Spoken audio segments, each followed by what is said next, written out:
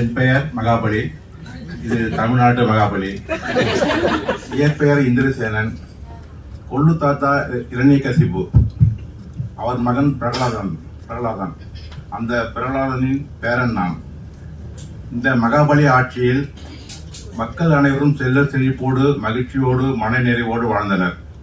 அடுத்த கட்டமாக மூவுலகையும் ஆள முயற்சி செய்த போது 356வது பிரிவு செக்ஷன் 356 இல்லாத காரணத்தால் 3 அடி மண் கேட்டு ஆட்சி முடக்கப்பட்டது. எனினும் வருடந்தோறும் சிங்க மாதம் திருவோணம் அன்று மக்களை வந்து பார்த்து மகிழ வரம் கிடைத்தது. மகாத்மா காந்தியிடம் உங்கள் லைஃப் டைம் மெசேஜ் என்ன என்று கேட்டபோது my life is my message என்று கூறினாராம். அதுபோல மகாபலியாக 3 மெசேஜ் சொல்லலாம்.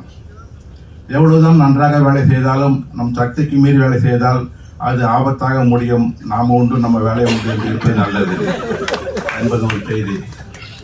தலைக்கணம் அதிகமாகிவிட்டால் நம்மை அழிக்க ஒருவர் வருவார் என்பது ஒரு செய்தி. இறைவன் என்றாலும் அவர் அழிக்கவும் செய்வார், அவரே வரமும் தருவார். எல்லாம் நம் செயலை பொறுத்து அது அமையும் என்பது ஒரு செய்தி. 27 நட்சத்திரத்தில் 2 மட்டுமே திரு என்ற அடைமொழியோடு சிறப்பு பெற்றது. திருவாதிரை மற்றும் திருவோணம். திருவாதிரை சிவனுக்கு உரியது, திருவோணம் விஷ்ணுக்கு உரியது. அஸ்தம் நட்சத்திரம் முதல் திருவோணம் வரை 10 நாட்கள் கொண்டாடப்படுவது ஓணம். பொங்கல் பண்டிகை கூட 4 நாட்கள் மட்டும்தான். அஸ்தம் நட்சத்திரம் முதல் நாள் ஒரு வண்ணத்தில் ஆன பூக்கள் கோலம், 2ஆம் நாள் 2 வண்ணங்கள் என 10ஆம் நாள் 10 வண்ணங்களில் 10 வண்ணங்களில் பூக்கள் கொண்டு நிறைவு செய்யப்படுவது ஓணம். திருப்பணித்துறா இந்த இடம் மகாபலி அழிக்கப்பட்ட இடம். அங்கு ஓணம் கொண்டாட்டம் பிரம்மாண்ட ஊர்வலத்துடன் தொடங்குகிறது.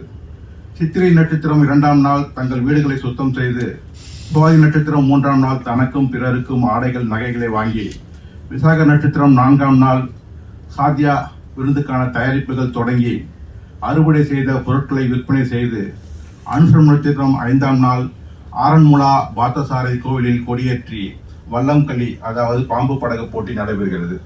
இது உலக பிரசித்தி பெற்றது. கேட்டை நட்சத்திரம் 6ஆம் நாள் குடும்பத்தோடு உறவினர் வீடுகளுக்கு சென்று